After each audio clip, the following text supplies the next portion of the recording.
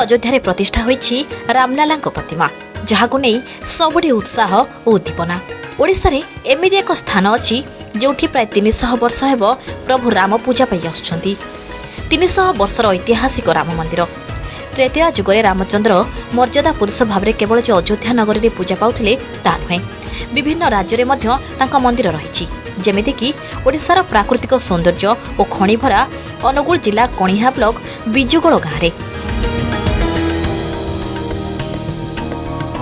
प्राय 300 वर्षर अधिक समय हेब एठी राम लक्ष्मण सीता पूजा पाउथबार विश्वास रहिछि।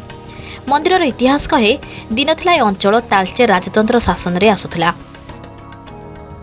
300 वर्ष पूर्वे सेतेबेलर तालचेर राजा दयानिधि हरिचंदन निजर सपरिवार सह अयोध्या भ्रमण करने को जाइथिबा बेले सांगरे 6टी विग्रह मूर्ति आनी आसीथिले। राजबाटी परिसर में प्रभुंक प्रतिमूर्ति विग्रह स्थापन करी पूजा विधि करा जाइथिला। कालक्रमे कन्हाईजेना पहाड़ निकटरे उपरे ब्राह्मण नदी कूल बीजीगोल गाँव में पूर्व दिगरे पूजा पाइले रामचंद्र। पर 1926 मसीह मंदिर निर्माण हैला एवं 6टी विग्रह मध्य नियमित पूजा पाइले। राम मंदिर यही गाँव में बर्तमान आम जो ठिया होती जो मंदिर रे यही मंदिर 2002 मसीहा फेब्रुआरी मसरे स्थापन है। किंतु या पूर्वर ए ठाकुर बिजुगोल गाँव पूर्व दिगरे ब्राह्मणी अववाहिकार 1926 मसीह स्थापन होता। ता पूर्वर से राम मंदिर गोटे झुपुड़ी घर भितर गोटे मठ बोली कह जाए से पूजा पाउथिले। बन्यारे मंदिर धोईगला। मंदिर धोई जीवारु जेतले बन्या छाड़ा ग्रामवासी 4टी विग्रह पाइले। 6टी विग्रह भरतलाल शत्रुघ्न लालंकर विग्रह बन्यारे भासी जाइथिले। बर्तमान रामलाल लक्ष्मणलाल माँ सीता देवी एवं महावीर हनुमान मूर्ति को आनी सेठी पूजा करागला। पर एक बड़ बन्या आसला। बन्यारे भगवान का सबु प्रतिमूर्ति हजि जाइथिला। ग्रामवासी बहु खोजाखोजी पर 4टी विग्रह यथा राम लक्ष्मण सीता और हनुमान प्रतिमूर्ति पाइथिले।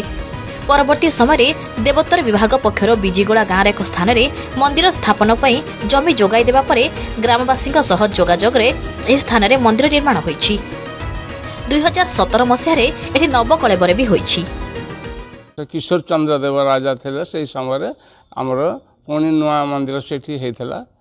सेठी समल ब्याज बुढ़ी हेबा परे तत्कालीन आमर जे थे गाँव प्रेसिडेंट से आउ तांका तत्वावधान में आमर सहदेव धरजी थे आउ दाशरथी पाणी थे ए समस्ते थिबार से माने पुणी गाँव मीटिंग करी एठी बर्तमान स्थापन होइछन ठाकुर।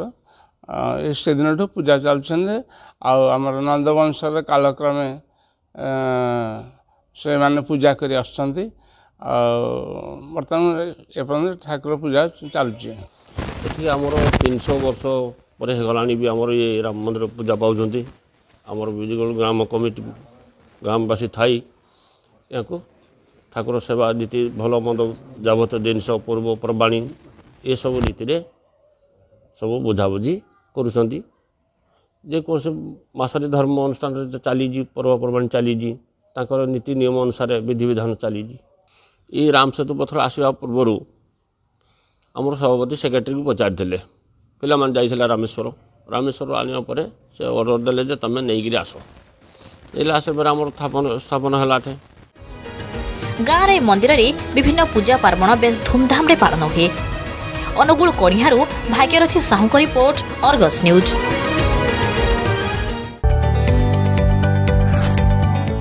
जदि आपंक आम भिडी भल लगा तेब आम चैनल को लाइक, शेयर और सब्सक्राइब करने को जमा भी भूलु नहीं।